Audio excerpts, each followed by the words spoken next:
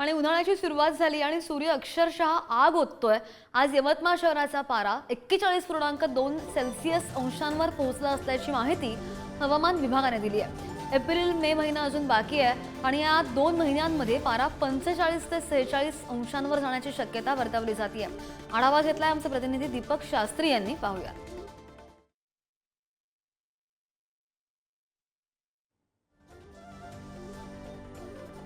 यवतमाळ शहराचा पारा 41.2 अंश सेल्सिअसवर गेलेला आहे आणि या आठवड्यात सुद्धा 39 ते 38 अंश सेल्सिअस तापमान असेल असा अंदाज हवामान विभागाने वर्तवला होता।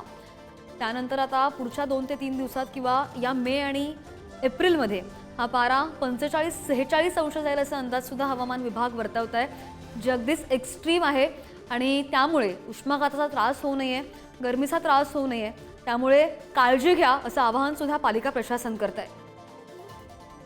आजचा पारा जर पाहिला यवतमाळ शहराचा 41.2 अंश सेल्सिअसवर गेलेला आहे।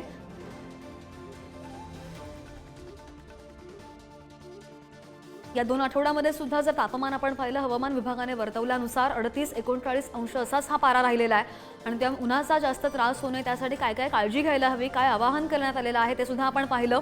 पालिका प्रशासनवरच आवाहन करत आहे।